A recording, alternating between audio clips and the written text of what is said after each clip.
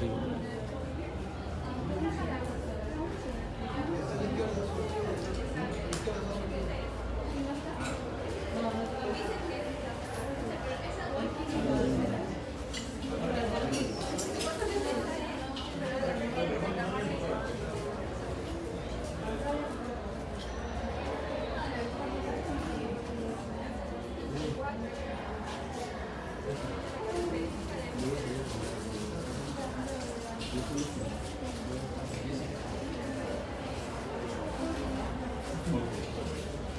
Ok, jóvenes,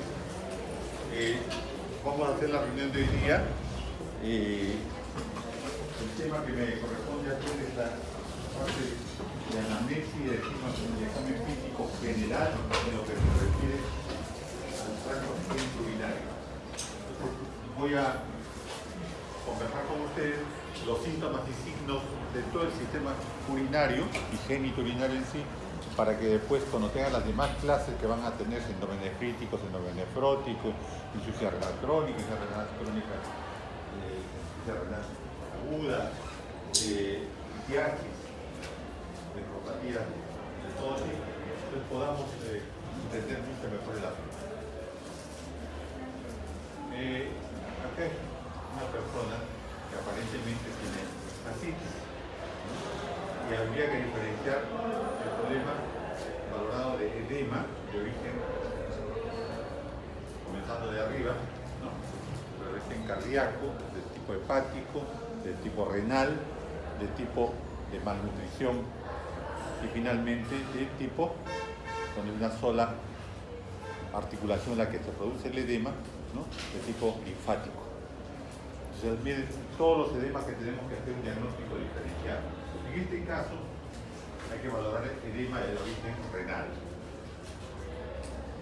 Pues bien, los problemas que existen en el tipo renal, las fases abotagadas son un hecho importante que tenemos que tener en cuenta.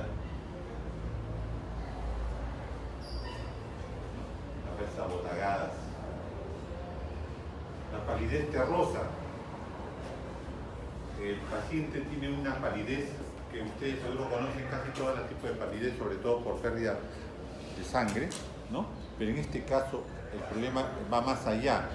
El riñón tiene que formar eritropoyetina como un elemento dentro de la función del riñón, ¿no?, de secreción, y por diferentes motivos esta función de secreción está disminuida o abolida, entonces tenemos que no existe el elemento precursor para dentro de los hematocritos y tenemos que estar ante una anemia de tipo renal. La eritropoyetina, un elemento básico que se pierde y tiene una característica especial. El edema, desde el punto de vista renal, nefrológico, es un edema generalizado que no cambia con la posición y no cambia con el horario. En cambio, el cardíaco, ya ustedes saben, es un edema que se va localizando paulatinamente, ¿no?, y que sencillamente durante el día se edematiza y durante la noche desaparece, pero se acompaña al mismo tiempo de disturbios, que aumenta la poscarga y por lo tanto hay una filtración mejor del riñón. En este caso de edema renal no existe eso. El edema es continuo, constante.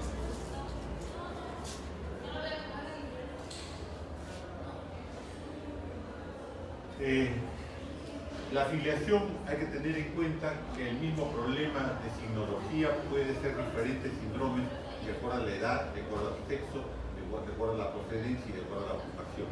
Eso ya en líneas generales son lo que se maneja en referencia a la afiliación. ¿Qué elementos nos pueden llevar a pensar que un problema es de origen urogenital? La fiebre y el edema en relación a un problema de infección. El dolor lumbar, que cuando duele es porque ha comprometido totalmente la nefrona. Ojo, cuando alguien dice me duele la cintura, me duele los riñones, y está caminando y no hay una sintomatología asociada, normalmente eso no es riñón. El riñón, para que duela, tiene que aumentar de volumen, porque recuerden ustedes que la cápsula renal es la que está sensibilizada. Entonces, si yo aumento de volumen el riñón, una poliquistosis, por un hipernefroma, por un absceso, pero que haya distensión de la cápsula renal, ahí hay dolor. Si no, el paciente puede estar en insuficiencia renal severa, puede tener problemas graves en el riñón, una insuficiencia final, el riñón no duele, porque el riñón no tiene sensibilidad propia. Es por distensión de la cápsula renal que el riñón duele. Por lo tanto, ese hecho de que muchas gentes, cuando hay dolores lumbares, se achacan al riñón, eso no es cierto. El riñón, para que duela, tiene que ser una cosa grave, que compromete el estado general, y la historia clínica, la anamnesis es otra. En relación a las alteraciones de la micción,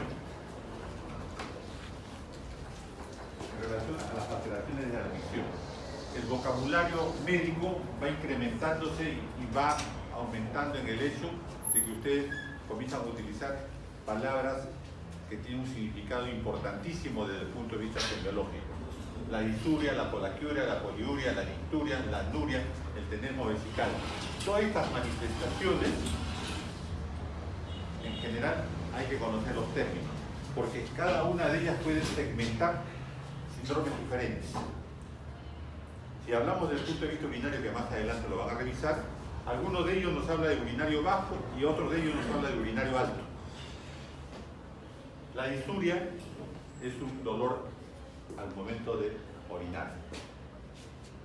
Durante el proceso de orinar, y hay dolor en la parte genital urinaria, a eso le llamamos disuria. La polaquiuria es el aumento de la frecuencia urinaria con escaso volumen de excreción. La poliuria es el aumento del volumen urinario en 24 horas. Más o menos orinamos nosotros promedio entre 1000 y 1800 centímetros cúbicos. Encontramos otros autores que le dicen de 1200 a 1600, pero promedio son de 1000 a 1800 centímetros cúbicos que debemos orinar en 24 horas. No estoy hablando de frecuencia urinaria. En este caso, la poliuria se refiere a un volumen de 24 horas por encima de 2000 centímetros cúbicos. La poliuria, un elemento de abundante orina, ejemplo, es parte de la diabetes. Es parte de la diabetes, bien de la diabetes insípida o de la diabetes mellitus. En ambos casos, cada uno tiene su criterio orgánico para que se produzca la poliuria. La nicturia, la nicturia es el aumento o la inversión del ritmo urinario. Más orina en la noche que en el día. A eso se llama nicturia. Un paciente que se levanta una vez en la noche, se acuesta a 10 de la noche y se levanta una vez durante la noche hasta las 6 de la mañana, eso no es nicturia.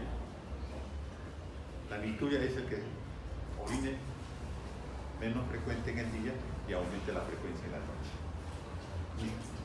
Nicturia. Por decirles, un paciente con insuficiencia cardíaca, por el mismo hecho de izquierda, por el mismo hecho de mejorar la contracción ventricular, ¿no? Aumenta el volumen arterial, mejora la filtración urinaria, ¿no? Y orina en la noche, pierde los edemas cardiovasculares. Entonces, la nicturia está en relación a muchas causas. Una de ellas es el problema. Anuria, va por debajo de 200 centímetros cúbicos. Anuria es sin orina, pero no estamos refiriéndonos a que el caño esté cerrado totalmente, sino a un volumen urinario, un vaso de cerveza en 24 horas. Eso es anuria. 500 centímetros cúbicos es oliguria. Pero cuando hablamos de anuria estamos hablando de menos de 200 centímetros promedio en 24 horas. Un vaso de cerveza no es nada. Entonces eso es anuria. Respecto a la orina hay que valorar el aspecto límpido o turbio, color, el color es sui generis, ámbar, amarillo ámbar, pero es sui generis, no hay otro elemento que se parezca al color básico de la orina, el volumen que ya lo hemos conversado, el chorro de la orina. ¿No? Es un elemento.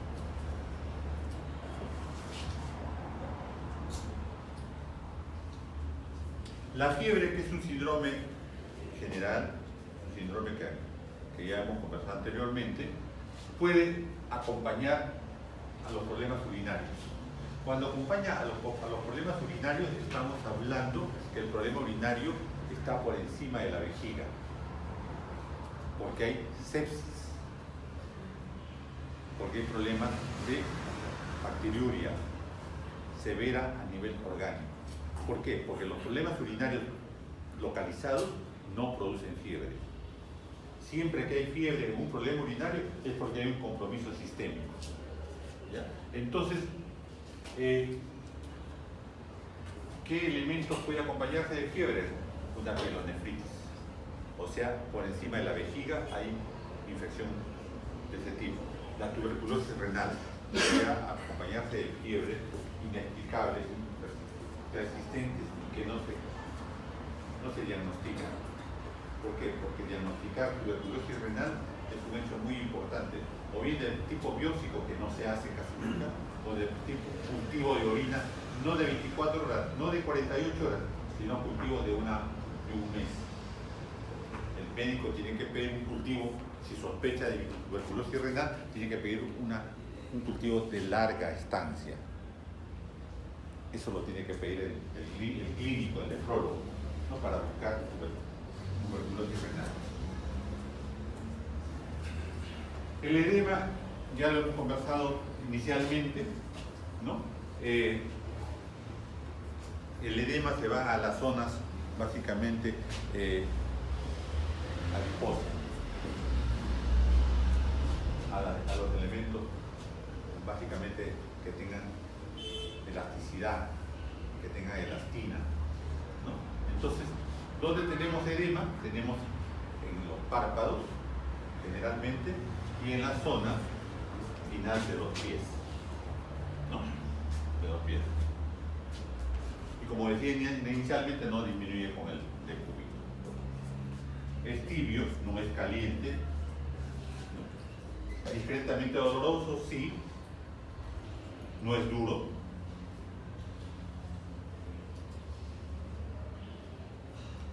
Ya hablamos de la patología renal en lo que refiere a lumbalgia.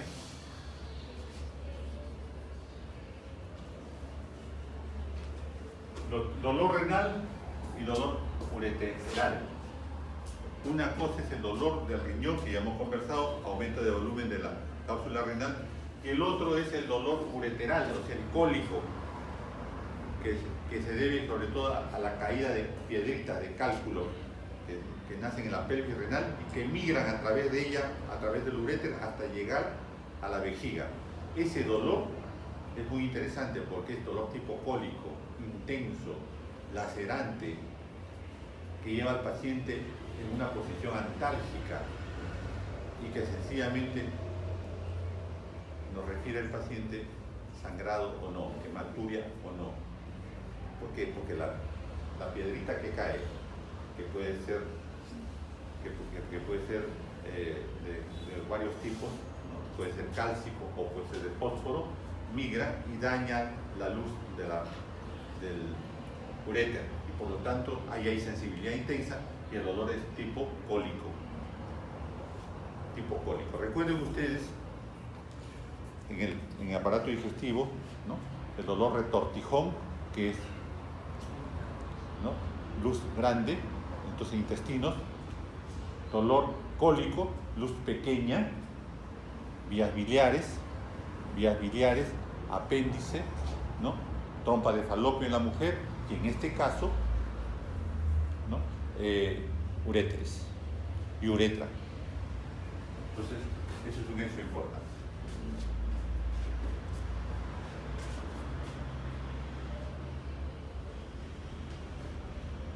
El dolor vesical es un dolor también como que es contractura muscular. La vejiga es músculo, es una vasija muscular, entonces esta se puede contraer, puede estimularse el dolor y producir intenso. En este caso es de tipo espasmódico, y puede o no comprometer a la uretra, El dolor vesical siempre suprapúbico. Siempre suprapúbico. Puede ser por retención urinaria, puede ser por proceso infeccioso o por la llegada de litiasis o cálculo renoureteral.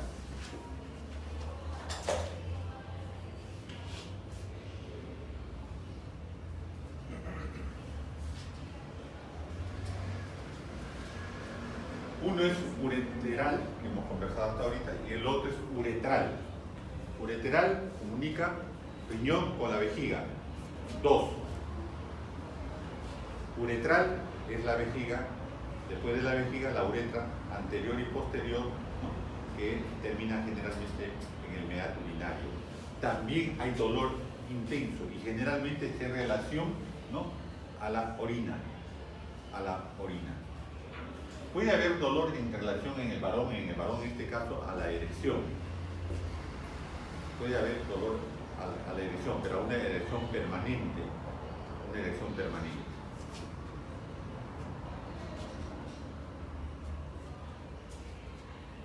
Lo que les decía la disuria, aquí he puesto para no olvidarme, la disuria puede ser durante todo el trabajo de orinar, puede ser solamente al inicio o puede ser al final.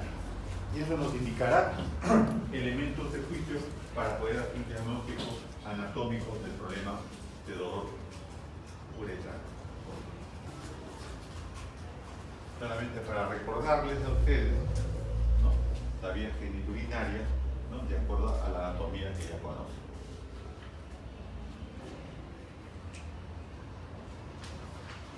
Infección urinaria van a llevar posteriormente solamente para decirles que hay disuria, polaquiuria, urgencia miccional, tenemos vesical y dolor suprapúbico. Urinaria alta, la fiebre fundamentalmente, el dolor lumbar si es comprometido, compromiso de los riñones, náuseas y vómitos que son generalmente del tipo trastorno ácido básico que está en relación a la excreción de riñón. Hay que recordar que el riñón tiene funciones. La básica es filtración, la segunda es reabsorción, la tercera es secreción y la cuarta es excreción. Entonces, en relación a estos elementos de la función del riñón puede haber manifestaciones. En este caso, las náuseas y los vómitos están en relación a la reabsorción y la excreción. La orina maloliente, turbia, que ya deja de ser sugénesis, está en relación a problemas de contaminación, de infecciones y procesos mayores.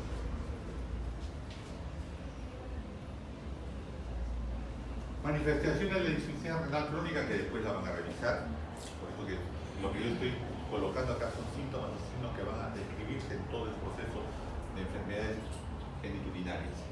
Náusea, vómitos, anorexia, adelgazamiento, prurito, debilidad, astenia, letargia, confusión, anemia, la palidez, ¿no?, hipoinsomnio. Creo que todos estos síntomas y signos de tipo urémico, ¿no?, lo conocen. Acá no hay nada que definir.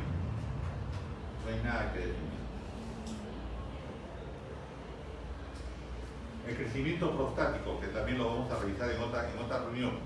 Disuria, polaquiuria, tenesmo vesical, disminución de la fuerza y tamaño del chorro, goteo al final de la micción, retención urinaria, urgencia miccional, incontinencia urinaria, bifurcación del chorro. ¿Qué no pueden conocer acá ustedes? Urgencia miccional. La urgencia miccional está en relación al hecho de que tengo que orinar sí o sí. La urgencia miccional está en relación a que tengo que orinar sí o sí. No hay momento de manejar el músculo detrusor y evitar orinar. Es un problema generalmente de tipo proximal. Bifurcación del chorro, no. No sé si lo conocen, creo que no hay.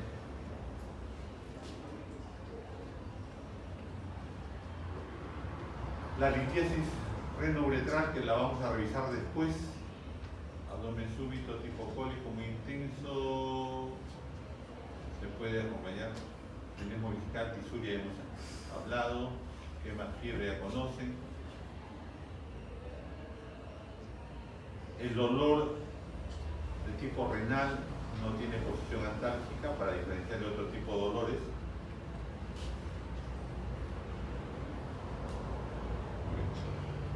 En antecedentes personales, en relación a las enfermedades genitourinarias, ¿qué debemos tener en cuenta que haya sucedido en nuestros pacientes para pensar en que el problema que trae en este momento tuviera relación con otros problemas anteriores?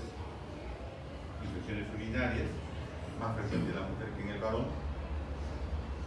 Cálculos recurrentes de las vías urinarias, el paciente refiere que es un portador de dolor por origen de migración de cálculos, que haya tenido una cirugía renal por cáncer, una neoplasia renal, ¿no? Solamente está con un solo riñón, monorrenal. Detención previa de proteinuria o hematuria, que el paciente diga: yo, doctor, ya tengo diagnóstico de hematuria o de proteinuria, síndrome nefrítico, que sea portador de diabetes mellitus, que sea portador de gota o de hipertensión, que todos ellos tienen componentes. La diabetes mellitus, la gota, la hipertensión arterial, siempre terminan atacando la función renal. Siempre el riñón, en lo que se refiere a filtración, siempre se compromete. Enfermedades del colágeno. Todas las enfermedades de colágeno, comenzando con el lúpus eritematoso sistémico y siguiendo con todas las otras, de una u otra forma afectan el parénquima renal. Entonces es importante preguntar por problemas de este tipo de colágeno. Toditas las que están ahí. Es importante preguntar por biopsia renal. La biopsia renal generalmente está en relación al síndrome nefrótico. Los síntomas nefróticos que van a revisar posteriormente siempre se confirman su diagnóstico o una biopsia renal. ¿Para qué? Para buscar el estadiaje del celular, ¿no es cierto? De células a cambios mínimos, ¿no? Y seguimos todos los cambios que puede haber. Entonces, preguntar en un paciente que tiene problemas de origen renal estos antecedentes personales.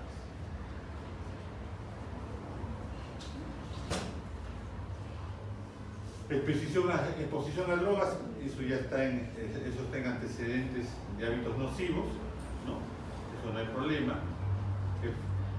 Preguntar por el consumo de AINES, ¿no? Por diferentes motivos. Endocrinológicamente, muchas veces hay enfermedades que semejan elementos que pudieran terminar en insuficiencia renal crónica. Los aminoglucósidos son netamente nefrotóxicos, por lo tanto hay que preguntar si en algún momento de la historia del paciente o la paciente ha tomado estos medicamentos por infecciones urinarias. Las quimioterapias como la ciclofosfamida en relación a problemas de colágeno, preguntar por ellos. El abuso de psicofármacos, la ansiedad, todos los problemas de neurosis y de psicosis utilizan psicofármacos, y los psicofármacos de una u otra forma crean un compromiso renal. Metales pesados, ¿no? Plomo, oro, candamio, pueden tener problemas de tipo intoxicación por absorción.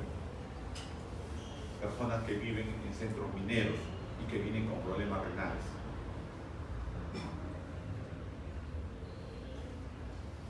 En los antecedentes familiares existe predisposición.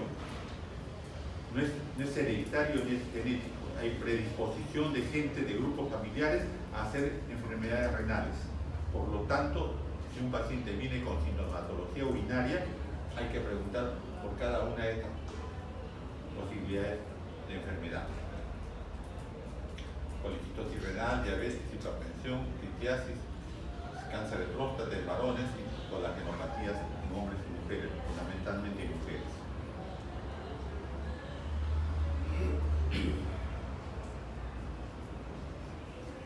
La incontinencia urinaria, que durante los grupos etarios desde niños hasta adultos, es preferentemente en la mujer, esto aparece en el varón después de los 50 años. Entonces, en ese sentido, si hay problema de incontinencia urinaria, hay que preguntar si es de esfuerzo, si es permanente, si es condicional, y son en chorro en dos porciones. La de esfuerzo generalmente la mujer.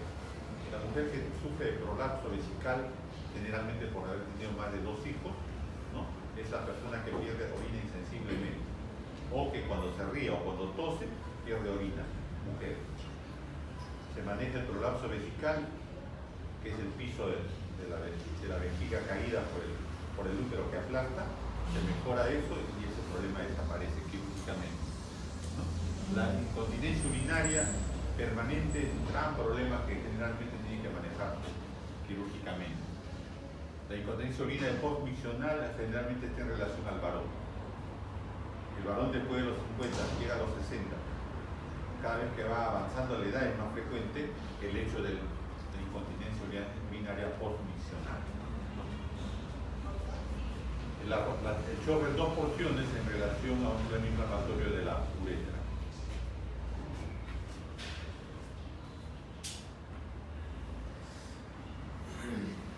Cuando hablamos de orina, independientemente de cualquier problema, la hematuria es un hecho muy importante que debe valorarse para definir qué nivel del sistema urinario está produciendo sangrado de tipo genitourinario. Entonces, por lo tanto, cuando hablamos de hematuria, hay que preguntar origen, fecha de aparición, forma que se ha evolucionado, factores que lo desencadenan, magnitud de la hematuria, si se acompaña o no de coágulos. En la hematuria hay que preguntar esos hechos. Al examen en consultorio generalmente hay la técnica de los 3 vasos: hacer orinar al paciente la parte inicial de la orina en un primer vaso, la parte intermedia en el segundo vaso y la parte final de la orina en el tercer vaso. Eso nos va a ayudar a predecir qué nivel del tracto urinario está teniendo el problema.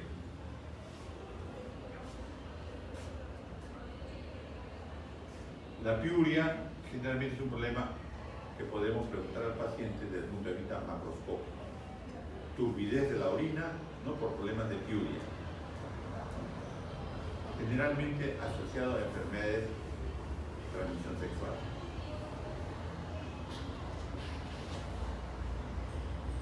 En lo que se refiere ya al examen físico del paciente, desde el punto de vista genitourinario, las fases que hemos conversado inicialmente, ¿no?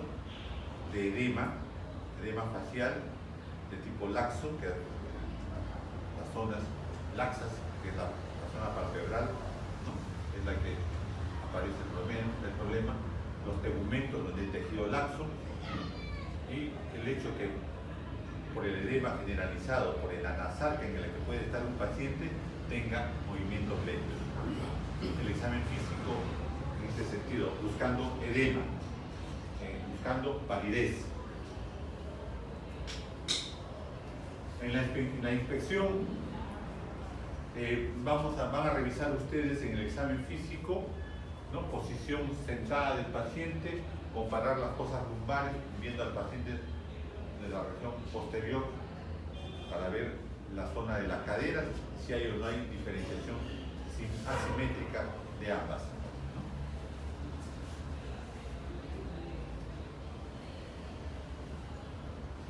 A la palpación, ¿qué vamos a palpar desde el punto de vista genitourinario? Generalmente vamos a palpar los puntos renoureterales. Vamos a palpar y vamos a tratar de hacer el peloteo renal. Y vamos a tratar de valorar el abdomen desde los pies del paciente para ver si hay asimetría abdominal, buscando una tumoración que pudiera ser de origen renal. Todo eso que les menciono lo van a hacer en la práctica.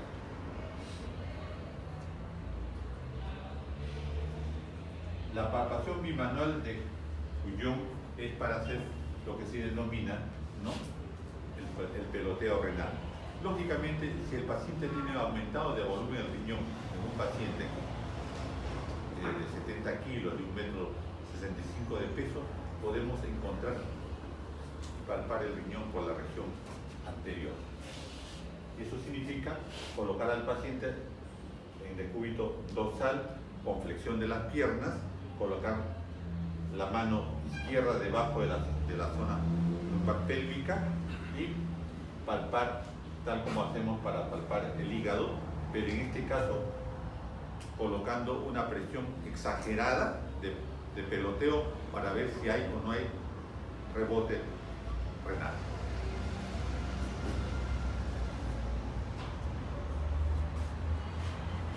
Eso lo van a hacer complementando el primero, ¿no? La misma que estamos haciendo, ¿no? La de Guyon, igualito, posición básica de la mano izquierda como punto de apoyo y lo que estábamos diciendo. Eso no lo voy a hacer con un paciente con ascitis, eso no lo voy a hacer con un paciente con sobrepeso porque no voy a lograr manejar esto. Generalmente está en relación a pacientes que tienen problemas neoplásicos y pensamos que tienen problemas de riñón, ¿no? Aumentado.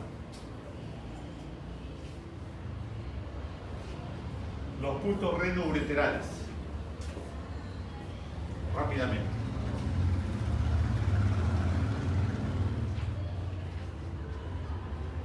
El ombligo, el pubis. Ombligo, pubis. El riñón es el recto peritoneal. Los uréteres comienzan a ascender hacia la región anterior y a la altura del ombligo, en el borde externo de los rectos musculares del abdomen, derecha e izquierda, altura del ombligo, se produce la primera curvatura fisiológica del uréter. Ese es el punto renoureteral superior. Punto renoureteral superior. Borde externo de los rectos a la altura del ombligo. Tenemos como otro punto de referencia el pubis. A mitad de camino entre el ombligo y el pubis, el uréter nuevamente se hace posterior, baja. Esa es la segunda curvatura fisiológica del uréter. Ese es el punto renoureteral medio, PRO-M, punto renoureteral medio. Y cuando la vejiga está ahí abajo, ingresan los uréteres por detrás, ya los uréteres ya entraron por detrás, la anatomía, ahí al ingreso de los uréteres por detrás de la vejiga es el punto renoureteral inferior. El punto renoureteral inferior. Lo que vamos a hacer en exámenes a nuestros pacientes por la región anterior, por el abdomen, van a ser los dos puntos iniciales, superior y medio. Superior y medio. Normalmente, bueno, y por tacto rectal, el inferior. Normalmente la presión, la digitación sobre el abdomen en estos puntos renoureterales no duele, normalmente no duele. Duele cuando en esa curvatura hay un proceso inflamatorio. Entonces el punto renoureteral superior derecho o izquierdo, punto renoureteral medio, derecho o izquierdo, pueden ser positivos. Y se dice positivo en cruces, leve, moderada e intensa. ¿Y por qué duelen? Duelen sencillamente porque al ser una curvatura, una luz más, un calibre menor, entonces la orina tiene mayor contacto con el elemento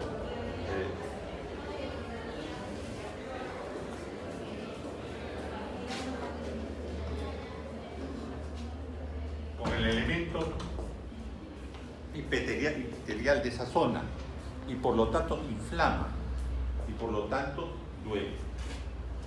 Infección urinaria. Un calculito que está bajando por uréter, en esa curvatura se bloquea y por lo tanto raspa la zona y duele. Entonces los puntos renoureterales medios y superiores nos están hablando del proceso inflamatorio del tracto superior de la vía urinaria. Puntos renoureterales. Y con el tacto rectal puede hacerse la zona de ingreso a la vejiga, el inferior. Y eso lo van a hacer a cada rato durante su vida de médico. Entonces el conocimiento de estos elementos es importante.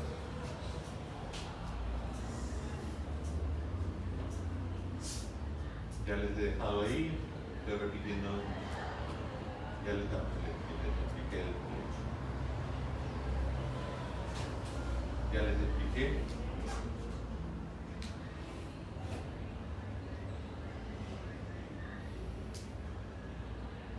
Posteriores. Puño percusión lumbar. Puño percusión lumbar. Esta es la columna vertebral, esta es la 12ª costilla. Se me hace un ángulo, ¿no es cierto? El ángulo costo lumbar. Yo golpeo en esta zona, derecha o izquierda, en estos ángulos costolumbares. ¿Qué voy a buscar? Voy a buscar al golpear, puño percusión lumbar, voy a buscar la vibración del riñón conjuntamente con la pelvis renal. El riñón no duele. Ya quedamos. Lo que va a doler en este caso va a ser la vibración de la pelvis renal. ¿Cuándo? Cuando hay procesos infecciosos, cuando hay procesos inflamatorios, cuando hay cálculos. ¿Ya? Entonces, ¿para qué realiza la puño percusión lumbar? Que lo van a hacer los profesores, casualmente para hacer vibrar la pelvis renal y el ureter inicial. Yo no golpeo el riñón para que le duele el riñón, sino la pelvis renal y el ureter inicial. Puño percusión lumbar.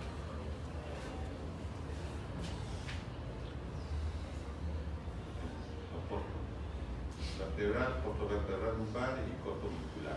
Ahí tienen los riñones. Dolor renal y ureteral, ya que lo hemos conversado. El dolor renal cuando aumenta el tamaño del riñón, extiende la cápsula renal, y el dolor ureteral cuando migra desde la región posterior o lumbar hacia la región de los flancos, baja a la zona mesogástrica y termina en la zona hipogástrica y finalmente termina en la uretra finalmente. Muchas veces ese dolor, ¿no? Generalmente por cálculo, de atrás hacia adelante. Y eso es anamnesis.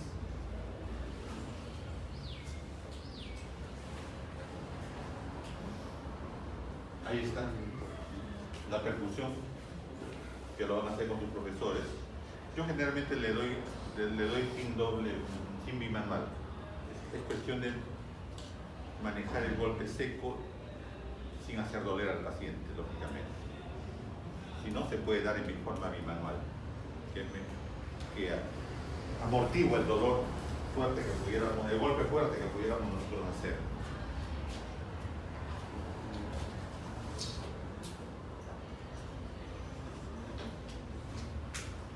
Ya les he dicho que tiene que haber una distensión de la cápsula renal para que el dolor sea propiamente de riñón. Si no, el dolor es de tipo cálices ureterales y ureter inicial. Ahí lo tienen, igualmente.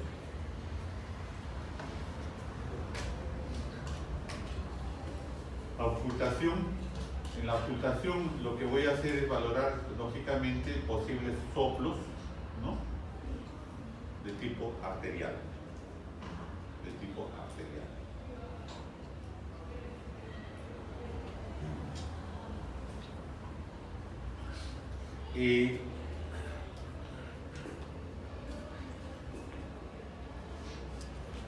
Divido, disculpe, punto de referencia, apéndice sifoide ombligo. Divido generalmente en dos, equidistante. En ese punto puedo auscultar. ¿Qué voy a auscultar?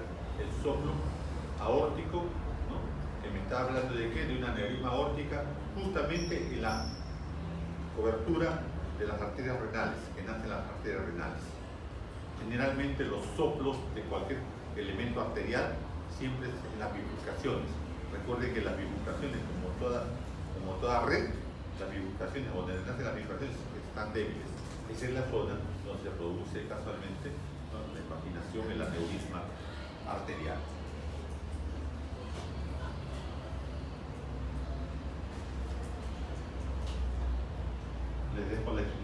descripción de los mismos.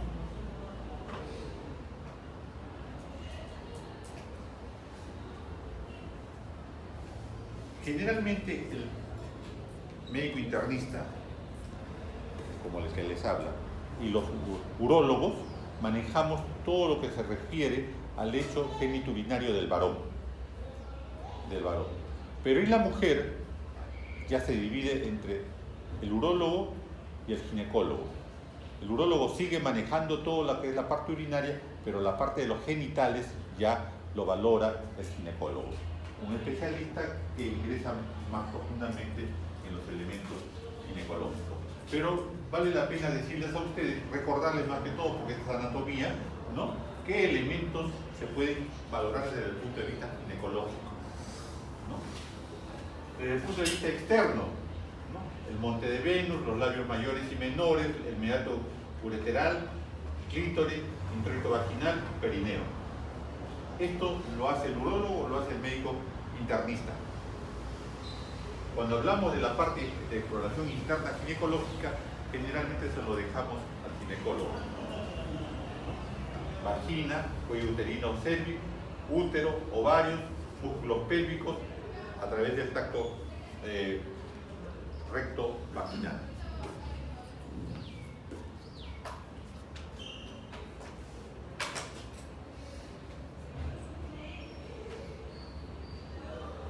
El monte de Venus está en relación al acumulamiento de grasa que existe sobre el hueso púbico, ¿no? Está cubierto por un vello especialmente establecido del tipo ginecoide, o sea, del tipo romboidal, del tipo triangular, ¿no?, que permite normalmente el acto sexual y que este acto sexual no sea traumático. Diosito lindo para algo dio los genitales desde el punto de vista anatómico, todos tienen su función, ¿no? Entonces, el hecho del rasurado, el hecho de la moda, qué sé yo, trae problemas traumáticos. Eso lo vemos desde ese punto de vista. Vemos, ¿no?, el capsulón del clítoris para ver problemas urinarios. Vemos los labios mayores y los labios menores para ver posibles procesos infecciosos a nivel de ellos, ¿no? Vemos el IME para ver problemas de violación o de elementos traumáticos. Vemos el periné, en este caso la zona entre la vagina y el ano, porque en este periné, que es tan corto, el hecho está que la distancia mínima que tiene conlleva a infecciones del tracto urinario por vía ascendente, ¿no? Esos son los hechos, lo que debemos revisar.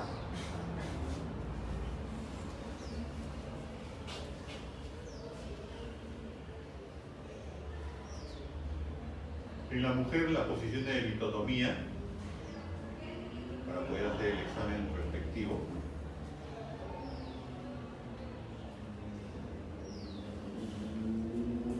la glándula de Bertolino, que están a nivel inferior, a nivel de los labios menores, tiene su introito, tiene su punto de salida justamente a nivel de ellos, y por diferentes problemas de tipo infeccioso, in situ, hasta problemas de relaciones sexuales anómalas, pueden crear un problema de bartolinitis. Y la bartolinitis es una emergencia que llega al hospital y que lo único que tiene que hacer el médico es hacer un corte, un puntito con bisturí y evacuar toda la pus que puede haber ahí, y el dolor intenso con el que viene la mujer desaparece como por arte de magia. Eso lo hace cualquiera de los médicos generales. No necesita ser ginecólogo, pero tiene que conocer estos hechos, ¿no es cierto? De saber palpar, ¿no?, entre el pulgar y el dedo índice la zona de esta glándula de Bertolino, ¿no?, que es un elemento de lubricación sexual. Ahí tienen el quiste de la glándula, el doloroso de todo, sobre todo, ¿no?, que produce este elemento.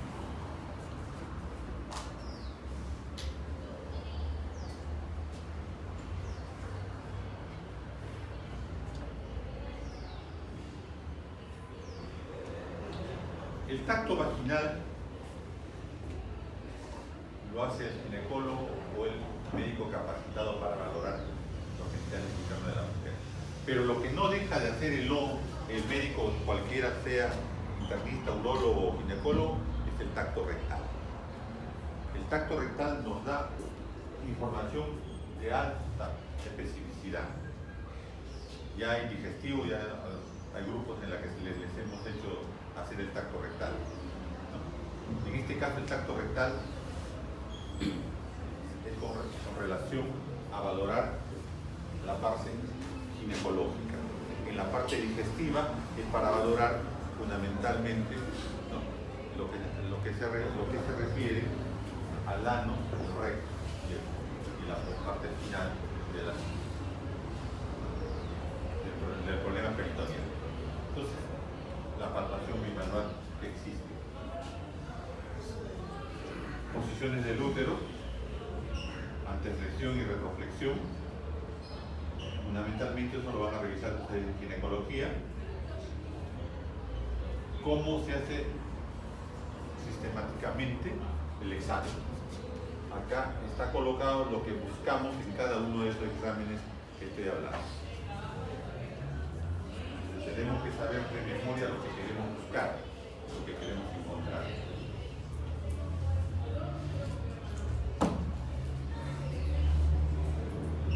En los genitales masculinos, ¿no?, tenemos, comenzando de afuera hacia adentro, ¿no?, el testículo, el epidídimo, los conductos deferentes, las vesículas seminales, ¿no?, que son los conductos eyaculatorios, la uretra. En forma interna tenemos la próstata y tenemos las glándulas pulvo-uretrales. Esto, desde el punto de vista urológico, se maneja en forma conjunta, toda vez que los procesos geniturinarios en el varón son más complejos en el sentido que pueden caminar en forma conjunta.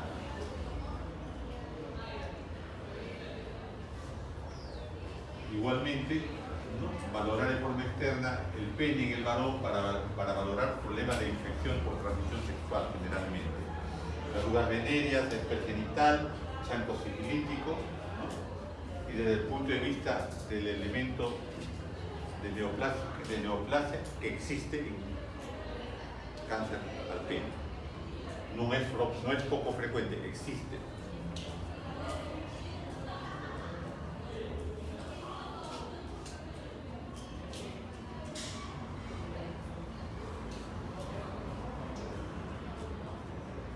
El prepucio es un elemento en el varón que sencillamente puede crear grandes problemas, desde problemas de anomalía en la relación sexual hasta un hedor inadecuado de la zona genital, ¿no?, y posteriormente tener el esmegma, que es un elemento cancerígeno que es uno de los elementos que produce el cáncer de cuello de la mujer. Desde el punto de vista religioso, los judíos hacen la circuncisión de este elemento del prepucio, y el varón, desde muy pequeño, el varón judío tiene el glande libre. Eso ha demostrado que el cáncer de cuello uterino en la mujer judía es cero. No existe cáncer de cuello uterino en la mujer judía. Y eso se ha reportado, y finalmente, actualmente en el mundo occidental, y actualmente ya es una obligación en los centros hospitalarios, a la hora que nace el pequeño, ¿no?, el varón, necesite o no, le hacen la circuncisión. Sin anestesia, sin nada, una campanita, ¡pac!, colocan ahí el bisturí, le dan vuelta y sale. No necesitan siquiera anestesia. Y eso, para la vida social, finalmente le va a servir. Pues bien, tienen ustedes qué es lo que van a revisar en el prepucio, qué se va a revisar en el glande, ¿no? En el glande, además de valorar el propio humedad urinario, que normalmente es central y puede estar bajo, que es la hipospadia, ¿no?, puede estar acompañado de úlceras, cicatrices, nódulos, inflamación, todo lo cual conlleva a procesos de enfermedad.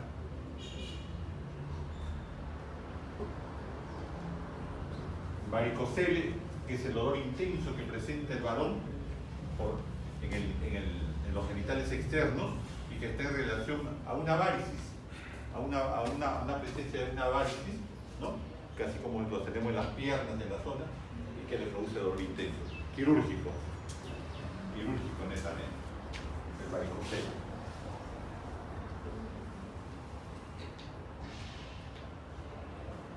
La palpación del testículo, el epidídimo, el cordón espermático es muy importante. Con sus profesores, con sus guantes no necesariamente estériles, van a poder ustedes manejar el elemento testicular, manejar la zona del epidídimo, donde van a encontrar muchas veces tumoraciones que están en relación a tuberculosis genital. La tuberculosis genital generalmente se acumula a nivel del epidídimo, ¿no? Y el degradé normal que existe se convierte en una tumoración y dolorosa, lógicamente, por el proceso.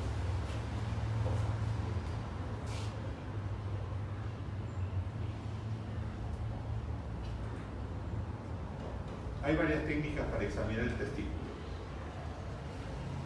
Acá estamos colocando de una forma en la que se valora la consistencia del testículo, el polo superior y el polo inferior, la distancia que existe, el tamaño que existe, que se debe valorar derecho e izquierdo, ¿no? Que se tiene que valorar desde el punto de vista también de si existe o no existe líquido en la bolsa escrotal. El edema escrotal es muy interesante valorarlo. Se coloca una lamparita pegada contra la pared del testículo y si esta alumbra como si fuera un sombrero de luz, eso es líquido, es agua. Si no alumbra nada, es tumor. Entonces es interesante hacerlo en pacientes en la que encontramos una tumoración testicular.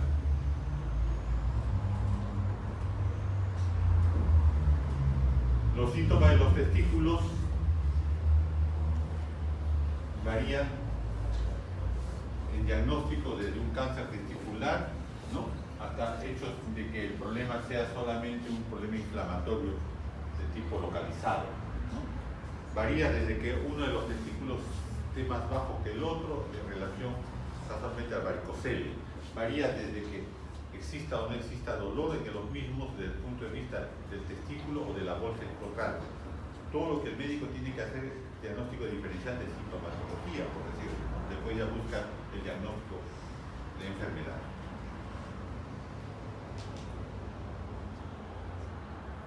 La orquitis es un proceso infeccioso, doloroso del testículo, el término orquitis. Puede haber dolor, puede haber sangre en el semen, puede haber secreción en el pene, puede acompañarse de fiebre cuando esto se hace sistémico. Siempre recuerden que cuando el problema es sistémico ya hay fiebre, cuando el problema es totalmente localizado no hay fiebre, ¿no? El dolor inguinal debido al recorrido del cordón espermático que produce inflamación y que puede producir dolor en la zona inguinal, ya no en el testículo, sino en la zona inguinal, ¿no? Dolor al orinar, que ya sabemos que es la disuria, el proceso inflamatorio del escroto y fundamentalmente, ¿no?, el área inguinal, la zona inguinal puede estar cambiada en su consistencia, en su color y puede estar asociada a problemas de infección.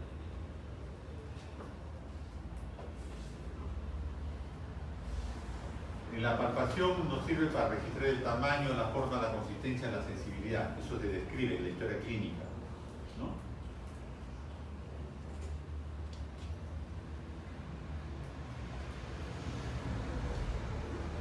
Nuevamente, valorar el testículo, valorar el epidídimo, valorar el conducto deferente.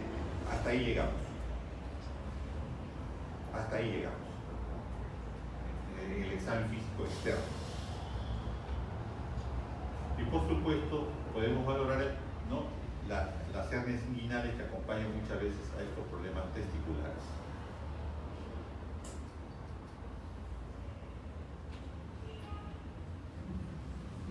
Lo que les decía, el epidídimo puede estar doloroso, puede estar cambiado en su tamaño, en su consistencia, y en la mayoría de casos está en relación a tuberculosis, como les decía inicialmente, puede estar asociado a un problema de infección bacteriana diferente o puede estar asociado a un problema de traumatismo o contracción testicular.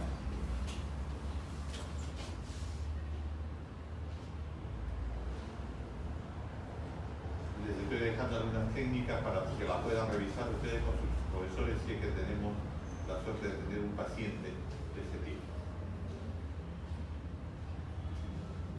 Las técnicas para revisar el testículo se hacen con el paciente, ¿no? Y de todas maneras se deja con ustedes la parte de la letra.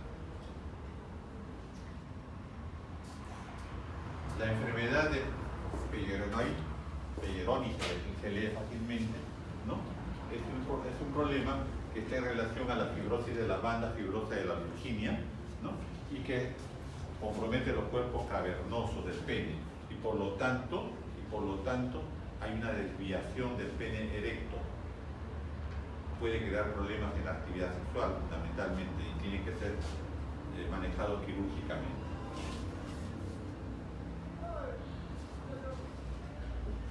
Hidrocele, que ya lo conversamos, el líquido no dentro del testículo sino de la bolsa escrotal, el edema escrotal que estábamos mencionando, el escroto, su valoración desde el punto de vista externo, el conducto inguinal, que también les referí, que se maneja conjuntamente con el cordón espermático para valorar si hay hernia o no hay hernia del conducto inguinal.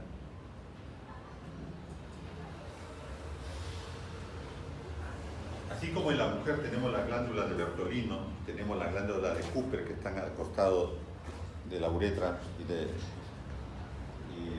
clítoris, y en el varón también tenemos elementos sexuales que ayudan a lubricar la relación sexual. Entonces la relación sexual tiene que estar lubricada por la secreción prostática y por el hecho de las glándulas vulvouretrales. Ambos elementos son las que segregan la lubricación ante la excitación del hombre. Y la técnica de explorar la misma está en relación al tacto rectal, a valorar el tacto rectal, en la cual la próstata tiene un canal intermedio que divide a la misma en dos lóbulos, lóbulo derecho y lóbulo izquierdo, ¿no?